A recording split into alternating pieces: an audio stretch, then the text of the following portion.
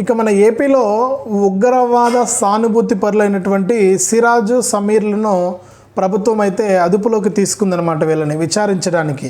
అంటే ఈ మధ్య మనకు పాకిస్తాన్ వాళ్ళు మన మీద దాడి చేశారు కాశ్మీర్లో. మరి దానికి సంబంధించి ఆపరేషన్ సింధూర్ కొనసాగింది. ఇట్లా మన వాళ్ళంతా కూడా భారీగా పోరాడి మనల్ని మనం రక్షించుకోవడం జరిగింది. కానీ ఇక్కడ ఏపీకి చెందినటువంటి వీళ్ళు విజయనగరం వాళ్ళేమో మరి ఇక్కడ ఉగ్రవాద సానుభూతి పరులైనటువంటి ఫస్ట్ సిరాజ్ను అరెస్ట్ చేశారు, కస్టడీలోకి తీసుకున్నారు.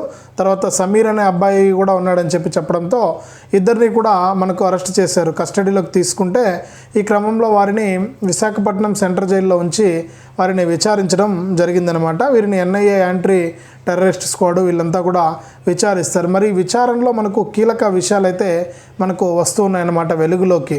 చూడండి ఎంత పేలుళ్లకు ఎంత కుట్ర చేశారో ఇతను.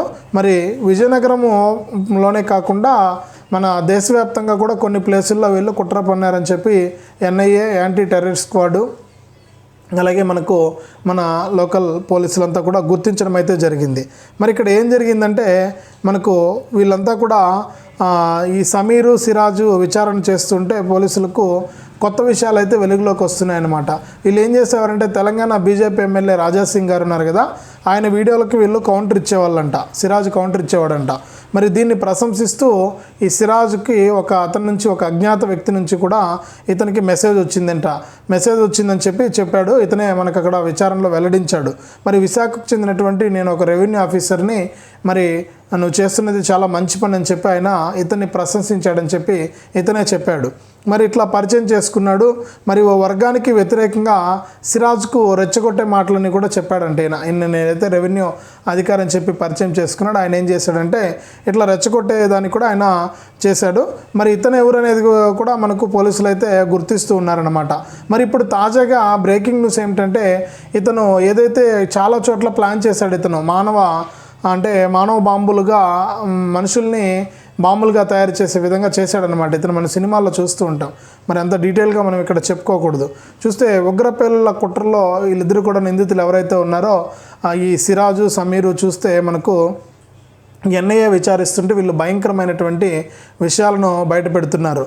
అహీమ్ అనే సంస్థను స్థాపించాడంటే ఈ సిరాజ్ అనే అతను అహీమ్ అనే సంస్థను స్థాపించి 20 మందిని మానవ బాంబులుగా సిద్ధం చేసినట్లు ఇతను వెల్లడించడం జరిగింది. మరి ఒక విజయనగరమే కాకుండా హైదరాబాదు, ముంబై, ఢిల్లీ, బెంగళూరులో కూడా వీళ్ళు పేలుళ్లకు కుట్ర అయితే చేశారు, రెక్కి కూడా నిర్వహించారంట.